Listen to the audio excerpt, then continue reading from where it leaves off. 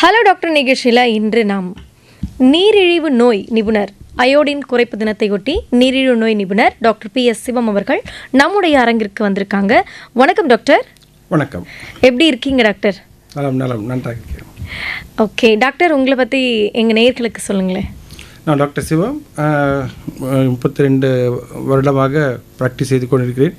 நீரிழிவு நோய் நிபுணர் மற்றும் பொதுநல மருத்துவர் மற்றும் குடும்ப மருத்துவர். ஓகே, அதுக்கு அடுத்தபடியாக இன்றைக்கி நம்ம என்ன டாபிக் வந்து பேசியிருக்கோம் அப்படிங்கிறது காரணமே பார்த்தீங்கன்னா அயோடின் குறைப்பு தினம் அப்படின்னு சொல்லியிருக்கோம். அப்படி இப்போ முதல் கேள்வியே அயோடின்னா என்ன டாக்டர்? அயோடின் அப்படின்றது ஒரு ட்ரேஸ் எலிமெண்ட், அதாவது ஒரு ஒரு தாது ரசாயனம். அது ஆக்சுவலாக ட்ரேஸ் எலிமெண்ட்டுன்னு பேர்.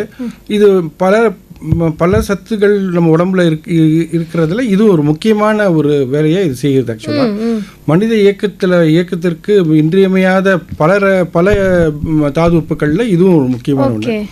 அயோடைடு அப்படின்றது அயோடின் அப்படின்ற ஒரு, அதாவது அயோடைடுன்றது வந்து உங்களுக்கு வந்து ரியாக்ஷனுக்கு வர, அதாவது இன்ஆக்டிவ் ஃபார்மில் இருக்கும். அது ஆக்டிவ் ஃபார்மில் நீங்கள் வந்து அயோடின் அப்படின்னு உடம்பு எடுத்துக்கும். அது இது வந்து முக்கியமாக அயோடின்றது பல விதமான வேதிக் கூறுகள் கெமிஸ்ட்ரி இருந்தாலும் பல விதமான ஆக்ஷன்ஸ் இருந்தாலும் அது பல விஷயங்கள் இன்னும் ஆராய்ச்சியில் தான் இருக்கு, நமக்கு சரியாக தெரியாது. முக்கியமாக நமக்கு தெரிஞ்சது வந்து தைராய்டு சுரப்பி சுரக்கிற ஹார்மோன்ஸுக்கு இந்த அயோடின் மிக மிக இன்றியமையாதது. பல தைராய்டு குறைபாடுகளுக்கு இது ஒரு முக்கியமான காரணம் அப்படின்னு சொல்லப்படுகிறது. ஓகே நேயர்களே, உங்களுடைய சந்தேகங்கள் எதுவாக இருந்தும், அதாவது அயோடின் குறித்து எந்த சந்தேகமாக இருந்தாலும் நீங்கள் மருத்துவரை கேட்டு தெரிந்து கொள்ளலாம். நீங்கள் தொடர்பு கொண்டு பேச வேண்டிய தொலைபேசி எண்கள் 29860038 மற்றும் ஒரு எண் 2952055554. வெளியூர் நேர்களா நீங்கள் இருந்தால் 044 என்ற இணைப்பு எண்ணை சேர்த்து தொடர்பு கொண்டு நீங்கள் மருத்துவர்கிட்ட பேசலாம். டாக்டர் நிகழ்ச்சியில் ஒரு காலர் இருக்காங்க. வணக்கம். வணக்கம், யார் இங்கிருந்து? பொதுவனையிலிருந்து புஷ்பாமா. ஓகே புஷ்பாமா, டாக்டர்கிட்ட பேசுங்க. ஹலோ, கேக்குதாம்மா? வணக்கம் சார். வணக்கம்மா. வணக்கம். இப்போ நீரிழிவு நோய்னா எப்படி? அந்த சக்கரை வியாதி தானே சார்? நீரிழிவு சக்கரை வியாதி தாமா? ஆமாம்மா. இப்போ எனக்கு அதெல்லாம் இல்ல சார். எனக்கு ஒரு 2-3 வருஷமாவே நான் வந்து பெட் ரெஸ்ட்ல இருக்கேன், உடம்பு முடியாது. சரி, என்ன முடியலம்மா? கால் விழுந்து காலை ஆபரேஷன் பண்ணிருக்காங்க, பிளேட் வச்சிருக்காங்க. சரி சரி சரி. அது என்னால வந்து எழுந்து உட்கார்றேன், செய்யறேன், ஆனா நடக்க முடியல. என்னால கால் ஒதுடுது, காலு கீழே வச்சா. சரிம்மா. சரி, அதான் ப்ராப்ளம். அதுக்காக நான் இப்போ அது மாதிரி சுகர் இருக்குமான்னு ஒரு சந்தேகமா இருக்கு சார் எனக்கு. ஓ, சுகர் கேட்குறீங்களா? அது வந்து நம்ம பரிசோதனை பண்ணால் தெரிஞ்சிருவோம்மா. சாதாரண ஒரு ரத்த பரிசோதனை வெறும் வயிற்றில் ஆகாரம் சாப்பிட்டு 2 மணி நேரம் கழிச்சு அப்படின்னு பார்த்தீங்கனாலே அது தெரிஞ்சிடும். பக்கத்தில் இருக்கிற லேபில் நம்ம ரத்த சர்க்கரை அளவு என்னன்றதை அவங்க பார்த்து சொல்லிடுவாங்க. அது வந்து நீரிழிவு நோய் சம்மந்தப்பட்டது. அது ஏற்கனவே நீங்கள் இல்லைன்னு சொல்கிறீங்க, அப்படி இருக்குதான்றதை ஒரு தடவை பார்த்துங்கம்மா. அதுதான் சார், இப்போ வந்து என்ன வெளியே போக முடியாது சார் என்னால. அப்படிங்களா? அது நீங்கள் வீட்டுக்கே வந்து எடுக்கிறாங்களாம்மா? இப்போ அந்த வசதியெல்லாம் செஞ்சு கொடுத்துருக்காங்களே. அப்படிங்களா? தெரியல சார். 3 வருஷம் 4 வருஷம் சார் நான் ரோடு பார்த்து வெளியே. அப்படியா? ஏமா? அது உங்களுக்கு அந்த ரீஹாபிலிட்டேஷன் சொல்லிட்டு அந்த மறுவாழ்வுக்கு தேவையான பிசியோதெரபி அதெல்லாம் பண்ணி நீங்கள் வெளியே வரலாமேம்மா. உங்களால் முயற்சி பண்ணி கட்டாயம். அதுதான் ஒண்ணு, எங்களுக்கு யாரும் இல்லை, வசதி இல்லை. ஓஹோ, அரசாங்கத்தில் நிறைய வசதி செஞ்சு கொடுக்குறாங்க. ஆஸ்பத்திரிக்கு கூட்டு போறதுதான் ஆள் இல்லை மறுபடியும். உங்களுக்கு இந்த தைராய்டு பற்றி ஏதாவது தெரிஞ்சுக்கணும்னு நினைக்கிறீங்களாம்மா? தைராய்டா சார்? அது எப்படி சார் இருக்கும்? அதெல்லாம் சொன்னீங்கன்னா தெரிஞ்சுக்கலாம் எப்படி இருக்குன்னா ப்ராப்ளம் சார். இல்லை, நீங்கள் இந்த பரிசோதனை பண்ணிக்கும் போது அதையும் சேர்த்து நீங்கள் பண்ணிக்கலாம். தைராய்டு பரிசோதனைனே தனியாக இருக்குது. நீங்கள் லேபில் உங்கள் வீட்டாண்ட இருக்கிற லேபில் நீங்கள் சொன்னீங்கன்னா அவங்க உங்கள் வீட்டுக்கே வந்து பரிசோதனை பண்ணி கொடுத்துருவாங்க. அங்கே பக்கத்தில் இருக்கிற டாக்டர், உங்கள் வீட்டு பக்கத்தில் இருக்கிற டாக்டர்கிட்ட நீங்கள் இதை சொன்னீங்கன்னா அவங்க எழுதி கொடுத்துருவாங்க, ஒரு சீட்டு எழுதி கொடுப்பாங்கம்மா. அதை அவங்க அந்த பரிசோதனை பண்ணுறவங்க அவங்க வந்து எடுத்து. சரி சார், சரி சார். சரிம்மா, ரொம்ப தேங்க்ஸ் சார். ஓகே, நன்றிங்க டாக்டர். மனித உடல்ல அயோடின் என்ன பங்கு வகிக்குது? அதே மாதிரி பார்த்தீங்கன்னா தைராய்டு ஹார்மோன் உற்பத்தியில் அயோடின் என்ன பங்கு வகிக்குது? தைராய்டு ஹார்மோன் சுரப்புக்கு பல ரசாயனங்கள் இருந்தாலும் அது முக்கியமான லிங்க் மினரல்லாம் வந்து அயோடின், அதாவது அது இணைப்பு ரசாயனமாக இந்த அயோடின் ரொம்ப முக்கிய பங்கு வகிக்குது. அயோடின் வந்து மூளை வளர்ச்சிக்கும் ரொம்ப முக்கியமான பங்கு. கர்ப்ப காலத்தில் பெண்களுக்கும் தாய்மார்களுக்கும் அவங்களுடைய குழந்தைகளுடைய மூளை வளர்ச்சிக்கும் நரம்பு மண்டல வளர்ச்சிக்கும் ரொம்ப ரொம்ப முக்கியம். முழு உடல் வளர்ச்சிக்கும் அந்த குழந்தைங்களுக்கு ரொம்ப முக்கியம். பெரியவங்களுக்கும் வந்து பார்த்திங்கனாக்கா அந்த உடல் வளர்ச்சி மற்றும் பல தைராய்டு ஹார்மோனுடைய ஆக்ஷன்ஸ் பல உறுப்புகளில் இருக்குது. ஆக்சுவலாக மூளையில் இருக்குது, தோலில் இருக்குது, இரத்த குழாயில் இருக்குது, அலிமெண்ட்ரி கனல், அதாவது உங்களுடைய சிறுகுடல் பெருங்குடல் அது சம்மந்தமாக, இருதயத்தில், மசில்ஸில், தசைகளில், எலும்புகளில். ஸோ இப்படி பல வேதிக்கூறுகளை கொண்டது இந்த தைராய்டு ஹார்மோன். இது இயக்கம் நல்லா இருந்தால் தான் அது நல்லாயிருக்கும். ரெண்டாவது சுறுசுறுப்பு தன்மையை நிர்ணயம் பண்ணுற ஒரு சுரப்பி ப்ளஸ் ஹார்மோன், இந்த ஹார்மோன். ஸோ அப்போ அயோடின்றது வந்து இந்த ஹார்மோன் நல்லா சுரக்கிறதுக்கு, அதாவது இரண்டு வகையான ஹார்மோன் இருக்குது ஆக்சுவலாக, வகையான வழியில் சுரக்க. ஒன்று வந்து T3 அப்படின்னு சொல்லிட்டு ஒரு ரசாயனம், அதுவும் தைராக்சின், அது தைராய்டு சுரப்பியுடைய ரசாயனம். T4 அப்படின்னு ஒன்று இருக்குது. இதில் வந்து T3ங்கிறது வந்து நமக்கு உடம்புல எல்லா ஆக்ஷன்ஸும் கொடுக்குற ஆக்டிவ் ஃபார்மில் இருக்கிறது T3. ஸோ இந்த சுரப்புக்கு இந்த அயோடின் ஒரு மூல காரணமாக இருக்குது ஆக்சுவலாக. ஸோ இந்த அயோடின் குறைபாடு இருந்தால் இந்த ஹார்மோனுடைய அளவும் குறையிறதுக்கு நிறைய வாய்ப்பு இருக்குது. சில பேர்களுக்கு இந்த காய்டர்னு சொல்கிற அந்த கழலை கட்டிகள், இந்த தைராய்டு சுரப்பி வந்து அபிரதமாக வளர்ந்து அது கட்டிகளாகவும் வர வாய்ப்பு இருக்குது. சில பேர்களுக்கு இதுவே புற்றுநோயை வர்றதுக்கும் வாய்ப்பு இருக்குது. இதெல்லாம் அந்தந்த காலத்தில் நம்ம மருத்துவர்கிட்ட போய் நம்ம பரிசோதனை பண்ணிக்கிறது. பேசிக் அதோடைய செயல்பாடுன்றது சுரக்கிற ஹார்மோனுடைய செயல்பாடு ஒன்று. அந்த தைராய்டு சுரப்பியே வந்து சில நேரத்தில் வந்து அபிரிதமாக வளர்ந்துடும். இல்லைன்னா அது வந்து அதில் வந்து சில தைராய்டு நாட்யூல்ஸுன்ற சில கட்டிகள் மாதிரி வர்றதுக்கு வாய்ப்பு இருக்குது. அது இப்போ அந்த மாதிரி இருக்கிற பட்சத்தில் நம்ம மருத்துவர்கிட்ட மக்கள் விழிப்புணர்வோடு போய் அது ஏன் அப்படின்னு தெரிஞ்சுக்கணும். அயோடின் டெஸ்ட்டுன்னு நாங்கள் டைரெக்டாக பண்ணுறதில்ல, ஹார்மோன் டெஸ்ட் தான் பண்ணுறோம். ஆக்சுவலாக யூரினில் எவ்வளோ அயோடின் வந்து உடம்பு வெளியேற்றுது அப்படிங்கிறத டெஸ்ட்டு இருக்குது. ஆக்சுவலாக கவர்மெண்ட் ப்ரோக்ராம்ஸில் நேஷ்னல் அயோடின் டெஃபிஷியன்சி டிஸார்டர் ப்ரோக்ராம்னு ஒன்று மத்திய அரசாங்கத்தால் செய்யப்படுகிறது. அதில் வந்து யூரின் டெஸ்ட் பண்ணுறாங்க. ஆக்சுவலாக பேறுகாலத்தில் இருக்கிற அம்மாங்களுக்கும் தாய்மார்களுக்கும், அதுக்கப்புறம் பிரெஸ்ட் ஃபீடிங் பண்ணுற அம்மாங்களுக்கும் அவங்களுக்கு எவ்வளோ அயோடின் அளவு அப்படின்றது இருக்குது. ஒரு நாளைக்கு 150 மைக்ரோகிராம் அளவுக்கு அயோடின் நமக்கு வேணும்.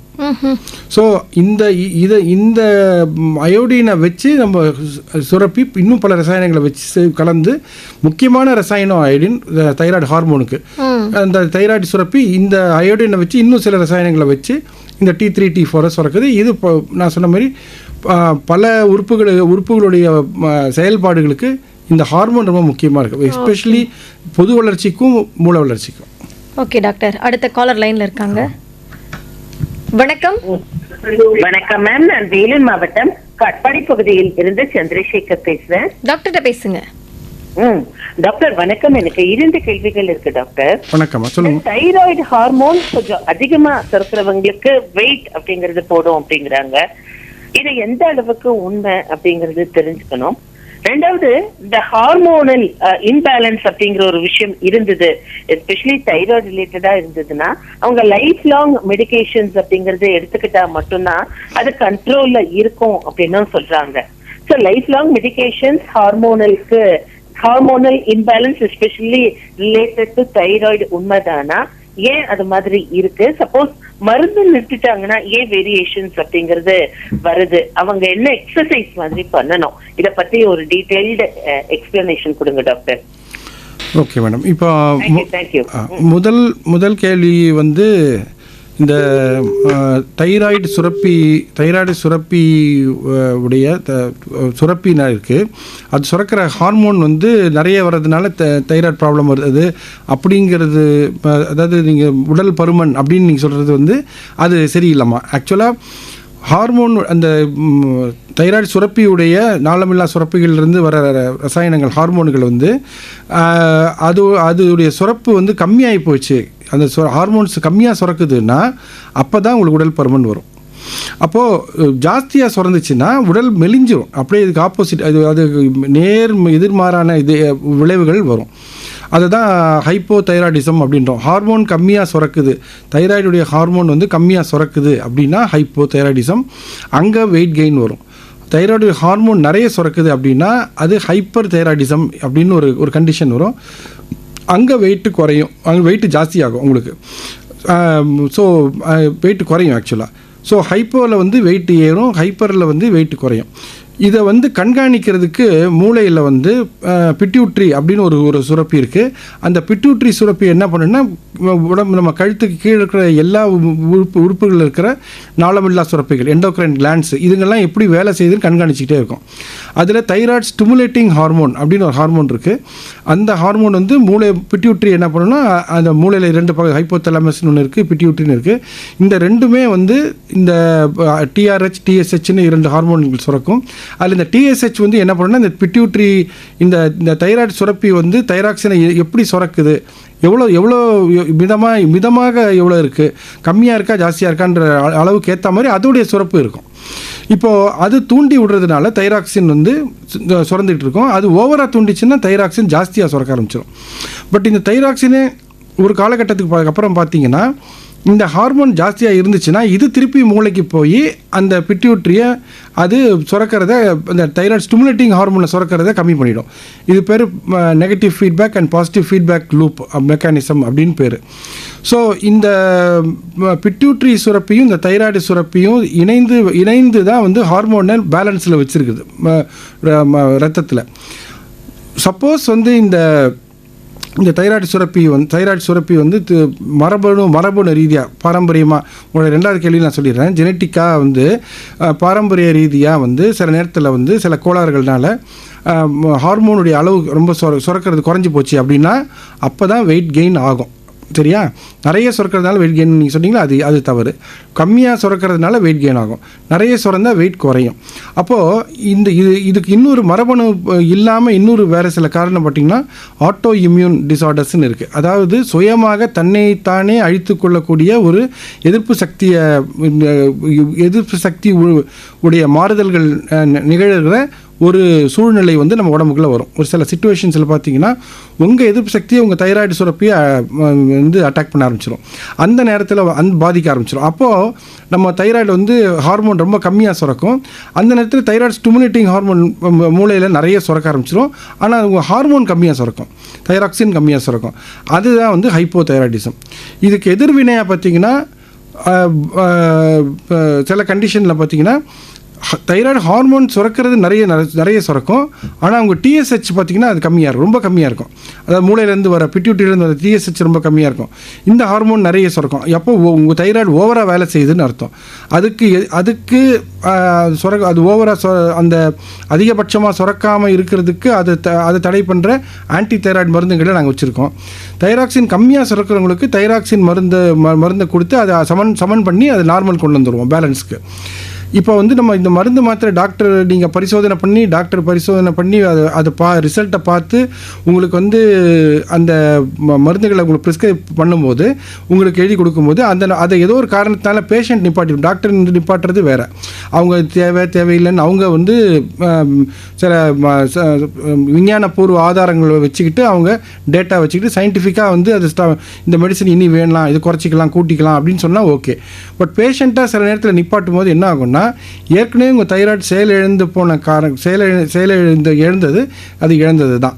ஏன் அப்படின்னா அது திருப்பி அது பழைய அளவுக்கு தன்னைத்தானே மெருகேற்றிக்க முடியாது, தன்னைத்தானே சரிப்படுத்தவும் முடியாது. ஸோ அது தன்னைத்தானே சரிப்படுத்த முடியாத சூழ்நிலை இருக்கும்போது நம்ம மாத்திரை நிப்பாட்டினா திருப்பி நம்ம பழைய முதல்ல டாக்டர்கிட்ட போகிறதுக்கு முன்னாடி இருந்த சிம்டம்ஸ் எல்லாம் நமக்கு திருப்பி வந்துடும், நமக்கு இன்னும் மோசமாக போயிடும். அப்போது அந்த மாதிரி சூழ்நிலையில் பார்த்தீங்கன்னா இப்போ பேஷண்ட்டுக்கு திருப்பி ரீசெக் பண்ணி நாங்கள் திருப்பி அந்த மெடிசின்ஸ் கொடுத்துட்றோம். அதுக்குள்ளே பிற பக்க விளைவுகள் காம்ப்ளிகேஷன்ஸ் வராமல் இருந்துச்சுன்னா நல்லது. அப்படி வந்துச்சுன்னா அதையும் சேர்த்து நாங்கள் ட்ரீட் பண்ணுறோம். ஓகே டாக்டர், நம்ம அடுத்த நேயர்கிட்ட போகலாமா? வணக்கம். வணக்கம், இணைப்பில் இருக்கீங்க. வணக்கம் சகோதரி, வேலூர்லேருந்து சாமிநாதன். ஓகே, டாக்டர்கிட்ட பேசுங்க சார்.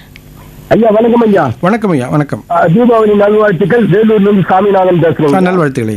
ஐயா ஐயா இது அயோடின் குறைபாடுன்றது நான் சிறுவனா இருந்த போதுலாம் வந்து இது அந்த அளவுக்கு ஆராய்ச்சியில இருந்துதான் வெளியில வந்துதான் தெரியாதுங்க. முன்கழுத்து கழலை நோய் அப்படின்வாங்க, அந்த வீக்கம் அது ஏற்படுறப்போ வந்து நாங்க எஸ்எல்சி படிக்கிறப்போ அப்பதான் தெரிஞ்சுக்கிட்டோம் அயோடின் குறைபாடு அப்படின்னு சொல்லிட்டு. இப்போ நம்ம சால்ட்ல ஒரு நம்ம உப்பு சமையல் உப்புல வந்து அயோடின் கலந்த உப்பு இப்போ பரவலா வருது, கல் உப்பு. இப்போ இந்த அயோடின் குறைபாடு இருக்குதுன்றது நம்ம இப்போ தைராய்டு வந்த பிறகுதான் தெரிஞ்சுக்கலாங்களா இல்ல பிளட் டெஸ்டிங்ல தெரியுங்களா? அது ஒரு கொஸ்டின் எனக்கு. இன்னொரு கேள்விங்க ஐயா, இப்போ அயோடின் குறைபாடுனால சில பிரச்சனை வருது, அயோடின் அதிகமானா ஏதாச்சும் பிரச்சனை வருங்களா? இது மூளையை பாதிக்குங்களா அயோடின் குறைபாடு? இது ஒரு எனக்கு தெரிஞ்சுக்கணும் அப்படின்ற ஒரு கேள்வி இல்லையா. இன்னொன்னு என்னன்னா, இதை வந்து நம்ம தைராய்டு ப்ராப்ளத்தை வந்து தெரிஞ்சுக்கணும் ஏர்லி மார்னிங் தான் டெஸ்டிங்க்கு போனவங்களா? ஏன்னா மெடிசன் எடுத்துக்கிறவங்கள வந்து சொல்றாங்க ஏர்லி மார்னிங்கே வந்து அதை எடுத்துக்கணும், நம்ம சாப்பிடலாம்னாக்கா ஹைப்போ இல்லை ஹைப்பர் தைராய்டு எந்த ப்ராப்ளம் இருந்தாலும் இதை வந்து காலையில தான் விடையற் காலையில வந்து மருந்து எடுத்துக்கணும் அப்படின்றாங்க ஒரு 6 மணிக்கு முன்னாடி. இது எந்த பரிசோதனை வந்து எந்த நேரத்தில் நீங்க செய்வாங்க? அது கொஞ்சம் நேயர்களுக்கு கொஞ்சம் விவரமா சொல்லுங்க. நன்றி, வணக்கம். ஏன்னா ரேடியோவில் கேட்கிறேன்.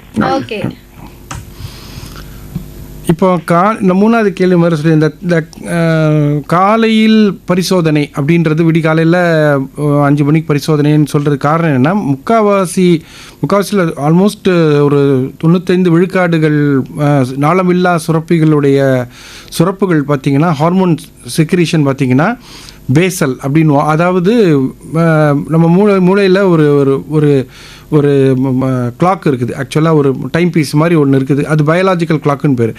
எந்த நேரத்தில் மனித உடலில் எந்த செயல்பாடு எந்த நேரத்தில் பண்ணணும் அப்படின்றதுக்கு விதி இருக்கிறது. அந்த விதிப்படி இந்த தைராய்டு சுரப்பி, இந்த பிட்யூட்டரி சுரப்பி, எல்லா சுரப்பிகளுக்கும் இந்த ஹார்மோன் சுரப்புகள் வந்து எல்லாமே நடு ஜாமத்திலேருந்து காலையில் வரைக்கும் தான் சுரக்கும், பீக்கில் இருக்கும். இப்போ தைராய்டு ஹார்மோன்றது வந்து இரவு 12 மணி, அதாவது விடிகாலையில் 12 AM 12 மணிலேருந்து ஒரு 4 மணிக்குள்ளே அது சுரக்கும்.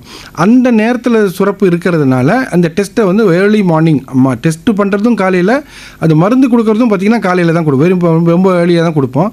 அது வெறும் வயிற்றில் சுரக்கிறதுனால அது வெறும் வயிற்றில் தான் கொடுப்போம். அது பேசல்னு பேர். ஸோ ஹார்மோன் டெஸ்டிங் எல்லாம் பேசல் ஸ்டேட்டில் தான் நாங்கள் பண்ணுறது. ரெண்டாவது வந்து இந்த இந்த என்ன கொஸ்டின் கேட்டாங்க? ஃபர்ஸ்ட் கொஸ்டின் அவங்க வந்து இந்த அயோடின் எப்போ போய் எடுக்கணும், தைராய்டு வந்தால் தான் போயிட்டு அதை போய் அயோடின் இருக்கான்னு எடுக்கணுமா அப்படின்னு சொல்லிட்டு. அதான் எஸ். இப்போ வந்து ஹார்மோன் டெஸ்டிங், இப்போ நீங்கள் வந்து ஹார்மோன் டெஸ்டிங் பண்ணிக்கலாம், அயோடின் டெஸ்டிங் பண்ணுறதில்ல. ஏன்னா அது ரொம்ப அது வந்து எரர் நிறைய வரும் அதில். ஏன்னா அயோடின் வரும், அது உடனே சீக்கிரமாக அழிஞ்சிரும் அது. ஸோ எது வந்து நிரந்தரமாக நம்ம உடம்புல வந்து கணிக்கக்கூடிய அளவுக்கு சுரப்பு இருக்குதோ அந்த மாதிரி ரசாயனங்களை தான் நாங்கள் டெஸ்டிங் பண்ணுறோம். அயோடின் டெஸ்டிங் பண்ணுறது வந்து பிளட்டை விட என்ன கேட்டால், நீங்கள் ஒரு 100 ml பிளட் எடுத்திங்கன்னா ஒரு 10% ஒரு 10 மைக்ரோகிராம் அயோடினை தான் நம்ம ட்ரேஸ் பண்ண முடியும். அதனால் அதை ரத்தம் டெஸ்ட் பண்ணுறதில்ல, யூரின் டெஸ்ட் பண்ணுறோம். யூரினில் வந்து எவ்வளோ அயோடின் வந்து ஒரு நாளைக்கு நம்ம வெளியே போகுது அப்படிங்கிறத அது பார்க்குறோம். அதுவும் பார்த்திங்கன்னா அது வந்து ஒரு எபிடமியாலஜிக்கல் ஸ்டடி டேட்டா மாதிரி தான் நாங்கள் அது பண்ணுறோமே தவிர கிளினிக்கல் பரிசோதனை, அதாவது நம்ம டெய்லி பேஷண்ட்டுக்கு பார்க்குற மாதிரின்றது பண்ணுறதில்ல. பேஷண்ட்டுக்கு தைராய்டு ப்ராப்ளம் அப்படின்னு வரும்போது அவங்களுக்கு செக் பண்ணுறது வந்து பார்த்திங்கன்னா பிளட் டெஸ்ட், தைராக்சின் டெஸ்ட் தான் பண்ணுறோம். ஸோ இவங்களுக்கு வந்து தைராய்டுடைய அடுத்து இன்னொரு மூளையை பற்றி கேட்டார். கட்டாயம் அது மூளையை பாதிக்கும். தைராய்டு கம்மியாக இருந்தாலும் மூளையை பாதிக்கும், அயோடின் கம்மியாக இருந்தாலும் மூளையை பாதிக்கும், அயோடின் ஜாஸ்தியாக இருந்தாலும் மூளையை பாதிக்கும். அயோடின் கம்மியாக இருந்தாலும் மூளையில் மூளையுடைய ஆஸ்ட்ரோசைட்ஸ் மெச்சுரேஷன் இதெல்லாம் பார்த்தீங்கன்னா பாதிப்பு உண்டாகும். குழந்தைங்களுக்கு வந்து கருவுற்ற தாய்மார்களுக்கு வந்து முதல் ட்ரைமஸ்டர், 2வது ட்ரைமஸ்டர், முதல் 3 மாதம், 2வது 6 மாதத்தில் வந்து first phase of brain development இருக்குது. அப்பையும் இந்த அயோடின் குறைபாடு வந்து அந்த குழந்தையுடைய மூளையை பாதிக்க வாய்ப்பு இருக்குது. 2வது ஃபேஸ் வந்து 3rd ட்ரைமஸ்டர் வரும், அப்பையும் அந்த மூளையை பாதிக்கிறதுக்கு. கிரெட்டினிசம்னு ஒரு ரொம்ப ஒரு கிரிப்ளிங் ஒரு பிரச்சனை குழந்தைங்களுக்கு வந்து மூளை வளர்ச்சி குறைபாடு கூட அது இறக்கிறதுக்கும் வாய்ப்பு இருக்குது. அப்படிப்பட்ட நிலைமையும் வந்து இந்த அயோடினால் வரும். ஸோ மூளை, நான் முதல்ல சொன்ன மாதிரி அது வந்து பல உறுப்புகளில் வந்து அது தாக்கம் இருக்குது, அது வளர்ச்சிக்கு உதவுது. மூளையில் மிக மிக மிக மூளைக்கு அயோடின் மிக மிக அவசியம். ஓகே டாக்டர், இப்போ எனக்கு இப்போ ஒரு டவுட் வந்துச்சு. அயோடின் அவசரம் சொல்கிறீங்க. இப்போது உப்பில் வந்து பார்த்தீங்க அப்படின்னா அயோடின் கலந்த உப்பு அப்படின்னு சொல்கிறாங்க. அயோடின் கலந்த உப்புக்கும் இப்போ நார்மல் உப்புக்கும் என்ன டாக்டர் வித்தியாசம்? நீங்களே சொல்லிட்டீங்களாமா, அயோடின் நார்மல், அப்போ அயோடின் இல்லாதது நார்மல், இப்படி வச்சுங்க. இப்படி தான் நம்ம உப்பு வச்சுருந்தோம். இப்போன்னா நம்ம வந்து நேஷ்னல் அயோடின் டெஃபிஷியன்சி டிஸார்டர் ப்ரோக்ராம்னு சொல்லிட்டு ஒரு அரசாங்கத்தில் வந்து ஒரு இனிஷியேட்டிவ் எடுத்து இது ஒரு பெரிய ப்ராஜெக்டாக இதை பண்ண ஆரம்பித்தாங்க 1965 மேலே. அதுக்கு முன்னாடி நம்ம சாதா உப்பு தான் யூஸ் பண்ணிகிட்டு இருந்தோம். முக்கியமாக மலைப்பாங்கான இடங்களில் இருக்கிறவங்க ப்ளஸ் வந்து இந்த கடல் சாராத இடங்கள்ல வாழ்றவங்க, இந்த மாதிரி ஆளுங்களுக்குலாம் பார்த்தீங்கன்னா நிறைய வந்து இந்த கழலை கட்டிகள், இந்த தைராய்டு சுரப்பி கட்டிகள் வந்துச்சு. அவர் முன்னாடி சொன்னார். ஸோ அதனால தான் கவர்மெண்ட் உலக சுகாதார மையம் பல ஆராய்ச்சியில் பண்ணி உலகத்தில் இருக்கிற எல்லா நாடுகளுடைய கன்சென்ஸ் மொத்த கண்ட்ரிஸ், அதாவது ஒரு 156 கண்ட்ரிஸ் எல்லாம் சேர்ந்து என்ன பண்ணாங்கன்னா, இது வந்து உலகளாவிய பிரச்சனை அப்படிங்கிறதுனால சும்மா ஒரு டெஸ்ட் பண்ணி ஒரு மருந்தை கொடுக்க ஒரு அயோடின் கொடுக்கறது அப்படின்னு இல்லாமல் ஆகாரத்திலே இந்த அயோடின் கலந்துச்சுன்னா உங்களுக்கு வந்து இந்த பிரச்சனையை தடுத்துடலாம். நீங்கள் ப்ரிவென்ஷன் அப்படின்னா முன்கூட்டியே வருமுன்னே தடுத்துடலாம். அதனால தான் இந்த உப்பை கலந்து கொடுத்து அப்படி பண்ணதில் கிட்டத்தட்ட 156 கண்ட்ரிஸ் வந்து நாடுகள் பாதிக்கப்பட்டது. வெறும் 19 நாடு பாதிக்கப்பட்டு மீதி எல்லாம் சரியாயிடுச்சு. அப்படின்றது வந்து ஒரு 50 வருஷம் கழிச்சு வந்துச்சு. அதில் இந்தியன் கவர்மெண்ட்டுக்கு நம்ம பாராட்டு சொல்லணும். இந்தியா அரசாங்கம் வந்து பார்த்தீங்கன்னா மத்திய அரசாங்கத்தில் ஏகப்பட்ட ப்ராஜெக்ட்ஸ் பண்ணாங்க. அதில் வந்து அவங்க இந்த national iodine deficiency coordination committee and programme போட்டு அதில் என்ன பண்ணாங்கன்னா, இந்தியா வந்து அந்த அயோடின் டெஃபிஷியன்சி இந்த தைராய்டு வீக்கம் இருக்கிற நாடுகளுடைய வரைபடத்திலேருந்து இந்தியா எடுத்து நார்மல் ஆக்கிட்டோம். நம்ம ஆல்மோஸ்ட் எராடிகேஷன். பட் இருந்தாலும் நம்ம அயோடின் கொடுக்கணும், சத்து வேணும். ஏன்னா நிறைய பேருக்கு இன்னும் குறைபாடு இருக்குது. 150 மைக்ரோகிராம் ஒரு நாளைக்கு அயோடின் டெய்லி எல்லா மனித உடம்புக்கும் போகணும். அது கிடைக்க மாட்டேங்குதுன்றது நிதர்சனமான உண்மை. ஒரு 70% ஆளுங்களுக்கு அதை வந்து இப்போ இந்த உப்பு மூலமாகவே நம்ம அதை இது பண்ணிட்டோம். ஸோ இந்த உப்பில் வந்து அயோடின் எவ்வளோ இருக்குது அப்படின்னு டெஸ்ட் பண்ணுறதுக்கும் அரசாங்கமே டெஸ்டிங் லேப் வச்சுருக்காங்க. 4 டெஸ்டிங் லேப் வந்து இந்தியா ஃபுல்லாக வச்சுருக்காங்க.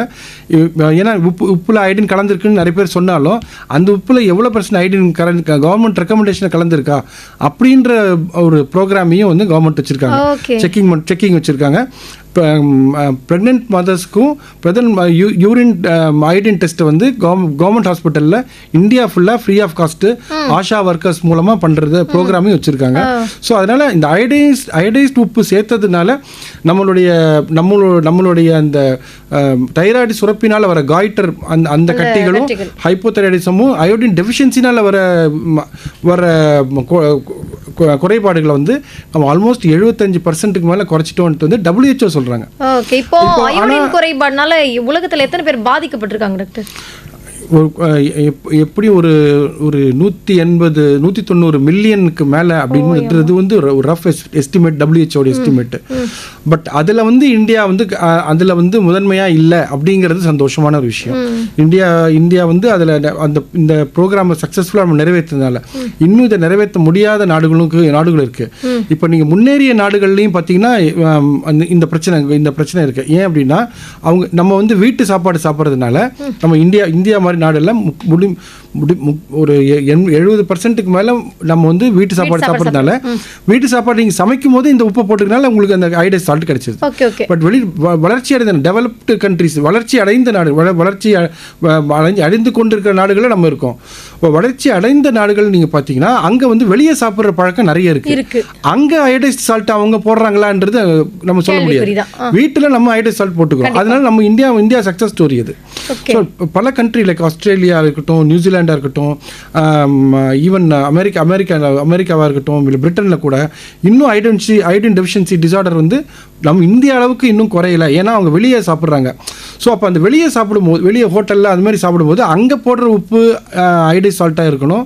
அவங்க அதுவும் நிறைய இடத்துல வீகன்ஸ் இருக்காங்க. ஆக்சுவலாக அவங்களுக்கு வந்து இந்த சீ ஃபுட்டே சாப்பிட மாட்டாங்க, அந்த நான்வெஜ் சாப்பிட மாட்டாங்க.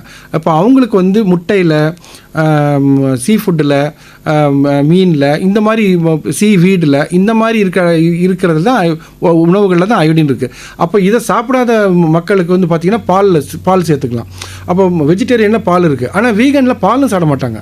அப்போ அவங்களுக்கு இன்னும் அயோடின் குறைபாடு ஜாஸ்தியாக இருக்கும். அப்போ அவங்களுக்கு கட்டாயம் நீங்கள் இந்த உப்பு மூலமாகவே நீங்கள் இந்த அயோடின் சத்தை நீங்கள் குறைச்சிக்கலாம். ஒரு கப்பு பால் எடுத்திங்கன்னா ஒரு நாளைக்கு கிடைக்க வேண்டிய ரெக்கமெண்டட் டோசேஜ் அலவன்ஸ் RDA உங்களுக்கு வந்து 60 to 70% உங்களுக்கு கிடச்சிரும் ஹோல் மில்கில். அட்லீஸ்ட் ஹோல் மில்க் இல்லாட்டி ஸ்கிம் மில்க் இருந்தால் கூட 2.5 கப்பில் கிடச்சிரும். ஒரு கப்பு தயிரில் ஒரு நாளைக்கு 50% கிடைக்க வேண்டிய அயோடின் உங்களுக்கு கிடச்சிரும். ஸோ இது மூலமாகவே உங்களுக்கு அயோடின் கிடச்சிரும். ஐடிஎஸ் டு சால்ட்டும் சேர்த்துக்கிட்டிங்கன்னா உங்களுக்கு கிடைக்க வேண்டிய டோட்டல் அயோடின் 150 மைக்ரோகிராம்ஸ் ஒரு நபருக்கு அப்படின்னு அந்த குடும்பத்தில் இருக்கிற நபருக்கு எல்லாருக்கும் கிடைக்கிறதுக்கு வாய்ப்பு இருக்குது. நம்ம வீட்டு சாப்பாடு சாப்பிட்றதுனால கவர்மெண்ட் என்ன பண்ணுறாங்க, உங்கள் சமையலில் நீங்கள் இந்த அயோடின் சால்ட்டை சேருங்க, அதை கண்காணிக்கிறதுக்கும் அவங்களே ஒரு மெக்கானிசமும் வச்சுருக்காங்க. ஓகே டாக்டர், தொடர்ந்து நம்ம பேசலாம். ஒரு பாடலை எடுத்து நீங்கள் உங்களுடைய கேள்விகளை நீங்கள் கேட்கலாம். வணக்கம். ஹலோ, வணக்கம். யாருங்க இருந்து? வணக்கம், ஆவடியில இருந்து ராணி பேசுறேன். ராணிமா, உங்க டாக்டர் கிட்ட கேளுங்க. Good evening doctor. Good evening. வணக்கம். இப்போ அயோடின் டெஃபிஷியன்சி அப்படின்ட்டு சொன்ன உடனே அயோடைஸ் சால்ட் எல்லாம் வருதுல்ல நிறைய. ஆமாம், அதெல்லாம் வருது. அதுக்கும் வந்து யூஸ் பண்றது லிமிட்டா யூஸ் பண்ணணும்ன்றாங்க. அது எப்படி யூஸ் பண்ண முடியும்? இப்போ இது வந்து இப்போ நம்ம மாமூலாக வீட்டில் இப்போ எந்த அளவுக்கு நம்ம யூஸ் பண்ணுறோமோ அந்த அளவு நீங்கள் யூஸ் பண்ணாலே போதும். அதாவது இப்போ வந்து ஒரு ஒரு ஒரு 1லேருந்து 10 கிராம் கணக்கில் நான் சொல்கிறேன். அந்த அளவுக்கு நீங்கள் உப்பை யூஸ் பண்ணிங்கனாலே உங்களுக்கு கிடைக்க வேண்டிய அயோடின் கிடச்சிரும். அயோடைஸ் சால்ட்லேருந்து கிடைக்க வேண்டிய அயோடின் கிடச்சிரும். இப்போ அயோடின் வந்து சால்ட்டில் மட்டும் இல்லை, உங்களுக்கு வந்து மீனில் இருக்குது, அதாவது நான்வெஜ்லேயும் இருக்குது, முட்டையில் இருக்குது, பாலில் இருக்குது. பட் ஆனால் உங்களுக்கு வந்து இதில் மட்டும் அப்படின்றது இல்லை. இப்போ அதெல்லாம் சாப்பிடாம வெறும் உப்புலேருந்து தான் வேணும் அப்படின்னா நீங்கள் மினிமம் ஒரு 15 கிராம் சால்ட்டை எடுக்கணும். பட் மற்ற ஆகாரத்துலேயும் நமக்கு அயோடின் கிடைக்க போகுது, பாலில் கிடைக்க போகுது, எக்கில் கிடைக்க போகுது, ஃபிஷ்ஷில் கிடைக்க போகுது, சீவீடில் கிடைக்க போகுது அப்படின்னா நம்ம யூஸ் பண்ணுற அயோடைஸ் சால்ட்டுடைய அளவு 5லேருந்து 6 கிராம் போதும். ரெண்டாவது, இப்போ சில நிறைய கொஞ்சம் பெரிய 30 வயசு 40 வயசுக்கு மேலே இருக்கவங்களுக்கு பிபிக்கோசரம் இப்போ சால்ட்டை கம்மியாக சாப்பிடு அப்படின்னு டாக்டர் சொல்லியிருக்கும் போது அப்போ அந்த அயோடினுக்காக நீங்கள் சால்ட்டை நிறைய சேர்த்திங்கன்னா உங்கள் பிபி ஜாஸ்தி ஆகிடும். அதனால் அயோடின் இருக்கிற மற்ற உணவுகளை நம்ம வச்சுக்கிட்டு இதை வந்து 4லேருந்து 5 கிராம் போதும் ஒரு நாளைக்கு இந்த அயோடைஸ் சால்ட்டு. அப்படி இருந்தால் உங்களுக்கு கிடைக்க வேண்டிய அயோடின் அந்த 150 மைக்ரோகிராம் கிடைச்சிரும். ஓகேம்மா, நன்றி நன்றி நன்றி. அடுத்த நேயர். வணக்கம். ஹலோ, வணக்கம். யாருங்க இருந்து? வணக்கம் மேடம், MM மேடம், கூராஞ்சேரியில இருந்து குமார் பேசுறேன். ஓகே குமார் சார், தயவு செய்து ஒரு பக்க கேள்வி எல்லாம் கேட்க சொல்லாதீங்க. அதான் நானும் சொல்லலாம் நினைச்சேன். நிறைய நேயர்கள் வந்து வெயிட் பண்ணிட்டு இருக்காங்க. அதான் சொல்றேன். ரெண்டே பேர் வந்து கிட்டத்தட்ட 25 நிமிஷம் ஆச்சு நான் பார்த்தேன். கண்டிப்பா கண்டிப்பா. அது தயவு செய்து சொல்லிடுவோம். என்னுடைய இது என்னன்னா அயோடின் குறைபாடு எதனால் உண்டாவது. இப்ப நீங்க சொன்னதுலே அவங்க புரிஞ்சிட்டு இருப்பாங்கன்னு நினைக்கிறேன். இனிமே வரப்போ ஒரு கொஸ்டின் எல்லா நேயருக்கும் வாய்ப்பு கொடுக்கணும். அதுதான் அயோடின் குறைபாடு எதனால் உண்டாவது, அப்படி உண்டாச்சுன்னா நம்ம எப்படி நிவர்த்தி பண்ணலாம், எவ்வளவு அயோடின் இருக்கணும் மனுஷனுக்கு, அவ்வளவுதான். வயதானவங்களுக்கு ஓகே ஓகே, வயதானவங்களுக்கு அது மட்டும் டாக்டர்கிட்ட கேளுங்க. ஓகே, நீங்க சொல்லுங்க. ஐயா வணக்கம். இது ஏற்கனவே நான் சொன்னது தான். ஒரு நாளைக்கு நமக்கு 150 மைக்ரோகிராம் அயோடின் வேணும். ஒரு சராசரி மனுஷனுக்கு 150லேருந்து 450 தேவைக்கு ஏற்ற மாதிரி 150லேருந்து 250 நாங்கள் விதியாக வச்சுருக்கோம். இப்போ எங்கேருந்து நமக்கு கிடைக்கும் அப்படின்னா நான் ஏற்கனவே சொல்லிட்டேன் உங்களுக்கு. இது வந்து உங்களுக்கு சைவத்தில் ஆகாரத்துலேருந்து நீங்கள் பார்த்தீங்கன்னா பாலில் கிடைக்கும். பால், பன்னீர், சீஸ், நெய், வெண்ணெய் அந்த மாதிரி பொருள்களில் கிடைக்கும். மற்றது எல்லாம் வந்து நீங்கள் அசைவ பொருள்களில் பார்த்தீங்கன்னா முட்டை, கோழி இறைச்சி, அந்த மாதிரி மீனில் கிடைக்கும். முட்டையிலையும் மீன்லேயும் தான் ஆக்சுவலாக நிறைய இருக்குது. இந்த சீ வீடுன்னு சொல்லிட்டு கடல் பாசிகள்லேயும் கொஞ்சம் இருக்குது. இப்போ இது தவிர்த்து வந்து அயோடைஸ் சால்ட்டுன்னு நம்ம பேசுகிறதுனால அது கவர்மெண்ட்டே வந்து ஒரு ஸ்ட்ராட்டஜியாக அதை பண்ணுறதுனால இதோட அதையும் சேர்த்துக்குங்கன்னு நம்ம சொல்கிறோம். அவ்வளோதான். இது ஸோ உங்களுக்கு வந்து ஆகாரத்திலே உங்களுக்கு இந்த 150 மைக்ரோகிராம் கிடைச்சிடும். ஓகே, நன்றி நன்றி டாக்டர். அடுத்த நேயர் இருக்காங்க. அவர் சொன்னது உண்மைதான். எல்லாருக்கும் வழி விடுங்க நேயர்களே. தயவு செய்து யாரும் மனது வந்து கஷ்டப்படுற அளவுக்கு நான் சொல்லலை. இருந்தாலும் அனைவரும் பயன்பெறணும் அப்படிங்கிற வகையில் ஒருத்தரும் உங்களுடைய ஒரு கேள்வி மட்டும் நீங்கள் கேளுங்க. வணக்கம். வணக்கம், இணைப்பில் இருக்கீங்க. ஹலோ ஹலோ இணைப்பில் இருக்கீங்க. ஓகே, நம்ம அடுத்த நேட்ட போகலாம். வணக்கம். வணக்கம். வணக்கம். வணக்கம் மேடம். வணக்கம். மேடம் தேவராய் பேசுறேன் ராம்பத்தூர்ல இருந்து. ஓகேங்க ஐயா. இப்போ அயோடின் சால்ட் சொல்றாரு சார். டாக்டர் வணக்கம் டாக்டர். வணக்கம் சார். சால்ட் சொல்றீங்க, இப்போ வந்து கல்லுப்பு அயோடின் இருக்கா டாக்டர்? அப்புறம் வந்து ஒன்னொன்னு எல்லா உப்புலையும் அயோடின் கண்டிப்பா இருக்குமா? டாடா சால்ட்ல மட்டும் தான் அயோடின் இருக்குன்னு சொல்றாங்க, அதனால நான் கேட்கறேன். அதான் சார் ஐயா, கல்லுப்பில் அயோடின் இருக்குது. ஏன்னா அது நம்ம கல்லுப்பு நம்ம கடலில் தான் வருது. ஆனால் அதோடைய சுத்திகரிப்பு முறைகளில் அயோடின் கொஞ்சம் போகிறதுக்கு வாய்ப்பு இருக்குது. இப்போ டாட்டா சால்ட்டுன்னு எந்தெந்த சால்ட்டில் வந்து பிராண்டு கிடையாது, எந்த சால்ட்டில் அயோடின் இருக்கோ அந்த அயோடின் வந்து கவர்மெண்ட் அரசாங்கம் வந்து நிர்ணயம் பண்ண அளவுன்னு ஒரு அளவு வச்சுருக்கோம் நாங்கள். அந்த அளவு படி அந்த கம்பெனி அதை தயாரிக்கணும். அது எந்த பிராண்ட் வேணாலும் நீங்கள் வாங்கிக்கலாம். இப்போ அந்த அந்த அயோடினுடைய அளவு கரெக்டாக அதில் இருக்கான்றது கவர்மெண்ட் பரிசோதனை பண்ணுறாங்க. டாக்டர், இப்போ கர்ப்பிணி காலத்தில் வந்து கர்ப்பிணி பெண்களுக்கு வந்து அயோடின் குறைபாடு இருந்தால் என்னெல்லாம் பண்ணணும்? ஃபர்ஸ்ட் அயோடின் குறைபாடு இருக்காங்கிறது நம்ம யூரின் டெஸ்ட் மூலமாக தெரிஞ்சுக்கலாம். அதுக்கப்புறமா அவங்க வந்து எந்த வகையை சார்ந்தவங்க, அதாவது சைவமா அசைவமானு பார்த்துக்கலாம். ஆகார முறையில் டயட்டீஷியனை வச்சு அவங்களுக்கு அவங்க கொடுக்குற நம்ம ப்ரெக்னன்சியில் டாக்டர் ப்ரிஸ்கிரைப் பண்ண டயட்டீஷியன் வந்து அவங்க வந்து சைவத்துக்கு என்னதெல்லாம் அயோடின் சத்து உள்ள ஆகாரங்கள், அசைவத்தில் என்ன அப்படின்றது அவங்க சொல்லி கொடுத்து அவங்க அதை சாப்பிடணும் அவங்க. ஸோ இது இப்படி ப்ளஸ் அயோடைஸ் சால்ட், இந்த சால்ட்டு அங்கேயும் வரும். ஸோ அதுக்கப்புறமா இதை வந்து ஆரம்பத்திலேயே ஆரம்பிச்சிடணும். அதாவது கருவுற்ற தாய்மார்கள் முதல்லையே ஆரம்பிச்சிடணும் அவங்க. இப்போ வந்து நான் முதலே கூறின மாதிரி 2 ட்ரைமெஸ்டர், அது 3 மாதம், ரெண்டாவது இந்த 6 மாதத்தில் மூளை வளர்ச்சி ஆல்மோஸ்ட் 60% முடிஞ்சிடும். மீதி இருக்கிற 40% செகண்ட் ஃபேஸ் வந்து 3வது ட்ரைமெஸ்டரில் வரும். அப்போ நீங்கள் அந்த அயோடின் கலந்த உப்புங்கிறது வந்து அவங்களுக்கு முதல்ல இருந்தேவும் அந்த ஆகாரமும் முதல்ல இருந்தேவும் வந்துடணும். பட் நம்ம இந்திய உணவு முறையில் பார்த்தீங்கன்னா மிடில் கிளாஸில் இந்த அயோடின் குறைபாடு சப்கிளினிக்கல், அதாவது கொஞ்சம் வெளியே தெரியாத அளவுக்கு தான் இருக்கும். பட் இருந்தாலும் அந்த குழந்தையுடைய வளர்ச்சி, அது மூளை வளர்ச்சியும் பொது வளர்ச்சியும் பாதிக்கிறதுனால அம்மாவுக்கும் அந்த பாதிப்பு கொடுக்கறதுனால, ஏன்னா அம்மாவுக்கு வந்து அந்த பேறு காலத்தில் அந்த லேபர் டைமில் அவங்களுக்கு வர மிஸ்கேரேஜோ இல்லைனா வந்து பேட் அப்ஸ்டெட்டிக் சிச்சுவேஷன்ஸோ அவங்க ஃபேஸ் பண்ணும்போது அதுக்கும் இந்த அயோடின் குறைபாடுகள் ஒரு வாய்ப்பு இருக்குது. இப்போது குழந்தை பிறந்துருச்சு, அதாவது ஒரு கர்ப்பிணி பெண் வந்து அயோடின் குறைபாடோடு இருக்காங்க அப்படின்னு கண்டறிஞ்ச பிறகு இப்போ பிறந்த குழந்தை அயோடின் வந்து கரெக்டாக இருக்க அளவு அப்படின்னு சொல்லிட்டு எப்படி டாக்டர் உறுதிப்படுத்துறது? முதல்ல அந்த குழந்தை வந்து நான் சொன்ன மாதிரி கிரெட்டினிசம் இல்லை அந்த மாதிரி குறைபாடு உள்ள ஒரு மாற்றுத்திறனாளி குழந்தையாவோ இல்லைன்னா ஒரு மூளை வளர்ச்சி பாதிக்கப்பட்ட குழந்தையாக வரும்போது அதுவே பாதிப்பு தான், கம்மியாக இருக்கிறதுனால தான். இப்போ அந்த குழந்தைக்கும் பார்த்திங்கன்னா அதே யூரின் டெஸ்ட் எடுத்து பண்ணலாம். கார்ட் பிளட் எடுத்து நாங்கள் டெஸ்ட் பண்ணுறோம், அயோடின் குறைபாடு அதுவும் நாங்கள் டெஸ்ட் பண்ணுறோம். குழந்தைங்களுக்கு உள்ள ரத்த பரிசோதனை முறைகளும் இருக்குது அயோடின். பட் அது வந்து ஸ்டாண்டர்டைஸ்டாக அது கிடையாது அந்த டெஸ்ட்டு. அதனால் அங்கேயும் யூரின் சாம்பிள் வச்சு தான் டெஸ்ட் பண்ணுறோம். பட் இந்த குழந்தைங்களுக்கு பிறக்க வச்சவே நீங்கள் பிறக்கும் போதே வந்து அயோடின் தைராய்டு குறைபாடு இருக்கா அப்படிங்கிறத வந்து அங்கே நியோநெட்டாலஜிஸ்ட் வந்து அதை பரிசோதனை பண்ணிடுவார்.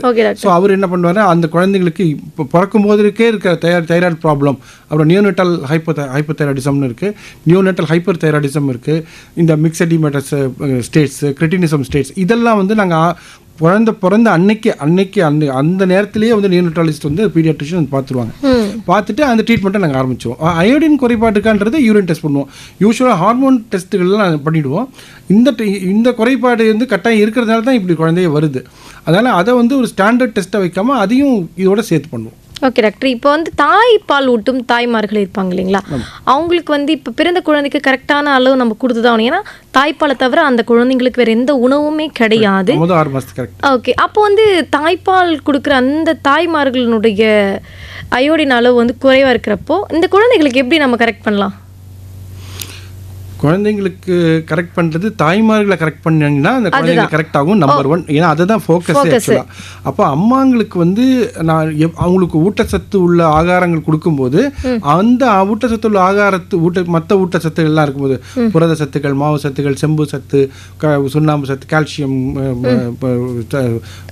ரிலேட்டட் கால்சியம், மிகவும் நிறைய சத்துக்கள் உள்ள போஷாக்கான ஆகாரம் கொடுக்கும் புரத சத்து இதில் இருக்கும்போது இதில் அயோடின் சத்தும் இதில் வந்து தேவையான அளவு கலந்துருக்கு அப்படிங்கிறது வந்து நம்ம நிர்ணயிக்கணும் ஒன்று.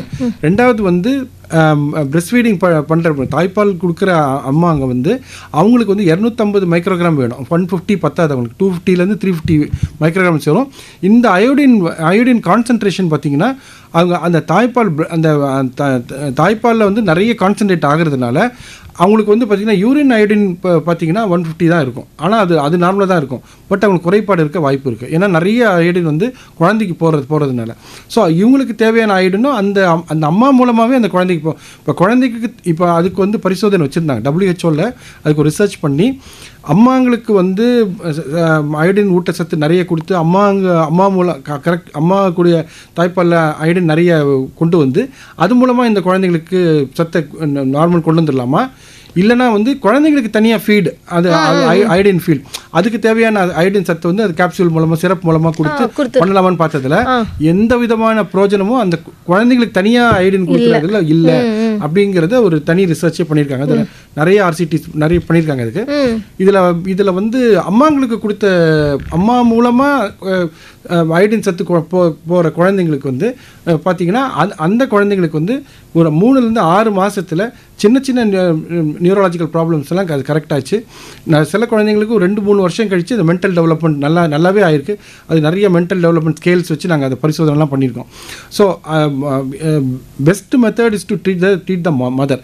ஏன்னா அம்மா தான் தாய்ப்பால் கொடுக்குறாங்க 6 மாதம் முதல் 6 மாதத்துக்கு எக்ஸ்க்ளூசிவ் பிரெஸ்ட் ஃபீடிங்னா அது மட்டும்தான் அப்படின்னு இருக்கச்ச நம்ம வந்து இந்த இணை உணவுகள் 6 மாதம் கழித்து தான் வரப்போகுதுன்றதுனால அம்மாவை தான் நம்ம ஃபோக்கஸ் பண்ணணும். அது குழந்தைங்களுக்கு அப்படி கொடுத்து அது சரி பண்ணுறதுன்றது அவ்வளோவா அது சரி ஆகவில்லை அப்படின்றது. இன்னொரு கேள்வி வந்து பார்த்தீங்கன்னா அயோடின் குறைபாடுனா முட்டை சாப்பிட்டா வந்து உப்பு அந்த அயோடின் வந்து நம்ம கரெக்டாக கிடைச்சிரும் அப்படின்னு சொல்லிட்டு ஒரு நாளைக்கு 5 எக்ஸ்லாம் வந்து சாப்பிட்றாங்களே, இதெல்லாம் கரெக்டுங்களா? சாப்பிடலாமா? அது வந்து இப்போ வந்து அயோடினுக்கு நீங்கள் எடுத்துக்கிட்டிங்கனாக்கா ஒரு ஒரு ஒரு ஒரு முட்டையில் வந்து ஒரு கால் பங்கு RDA, அதாவது 20% RDA of recommended dosage allowance iodine கிடச்சிரும். அந்த அந்த அப்படி நீங்கள் 4 முட்டை சாப்பிட்டீங்கன்னா உங்களுக்கு கிடைக்க வேண்டிய ஃபுல் இதுவும் கிடச்சிரும். அப்படி பாலுக்கும் சொல்லிடுங்க. பால் வந்து ஹோல், அதை முதல்ல சொல்லுங்க, ஹோல் மில்க். ஹோல் மில்க்ன்றது வந்து நீங்கள் வந்து 1.5 கப்பு நீங்கள், அதாவது ஒரு 200 ml பால், 200 பால் 2 கப்பு 200 ml 400 ml நீங்கள் சாப்பிட்டீங்கன்னா உங்களுக்கு ஒரு நாள் கிடைக்க வேண்டிய அயோடின் அதுலேயும் கிடைக்கும். 75% உள்ள அயோடின் கிடைக்கும். முட்டையிலேருந்து 4-5 முட்டை நீங்கள் சாப்பிட்டீங்கன்னா உங்களுக்கு கிடைக்க வேண்டிய மொத்த அயோடின் உங்களுக்கு கிடைக்கும். ஆனால் அது மஞ்சளோட சாப்பிட்ணும். ரெண்டாவது இப்போ வர பிராய்லர் முட்டையில் பார்த்தீங்கன்னா அவ்வளோ அயோடின் இருக்கிறது இல்லைன்றது தான் ரிசர்ச். ஏன்னா அந்த கோழி அந்த முட்டையை போடுறதுக்கு முன்னாடி அந்த கோழிக்கு வந்து அயோடின் கலந்த தீவனங்களை கொடுத்து அந்த தீவனத்தை அது நல்லா சாப்பிட்டு அந்த அயோடினை அது வந்து அந்த முட்டையில் கடத்தின முட்டையை தான் நம்ம சாப்பிட்ணும். அப்போது அந்த கோழியை வந்து பார்த்திங்கன்னா வெறும் சாதா தாவரங்களை கொடுத்து வளர்க்கும் போது அதில் அயோடின் கண்டென்ட் ரொம்ப இருக்காது. ஸோ சீவீடு, கெல்ப்பு, இந்த மாதிரி சில போஷாக்குள்ள அயோடின் சத்து நிறைய இருக்கிற ஆகாரமாக அந்த கோழிக்கு கொடுக்கும்போது அந்த மாதிரி முட்டையில் சாப்பிடணும். அதுவும் இந்த பாயில், இந்த ரொம்ப வேக வச்சது, இந்த எண்ணெயில் போட்டு வறுக்கிறது வைக்கிறது இதெல்லாம் பண்ணிங்கன்னா அயோடின் சீரழிஞ்சிடும், அழிஞ்சு போய்டும். நம்ம குக்கிங் மெத்தட்லேயே அழிஞ்சு போய்டும்.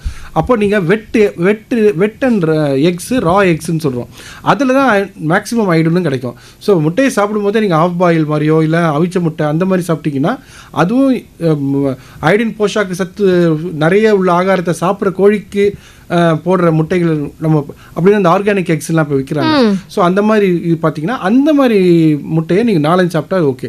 பட் முட்டையே வந்து நீங்கள் வந்து புரத சத்து, சிறுநீரக கோளாறு இருக்கவங்க அது நீங்கள் ஜாக்கிரதையாக சாப்பிடணும். அயோடின்காக சாப்பிட்டு நாளைக்கு அந்த கோளாறுகள் வந்துடக்கூடாது.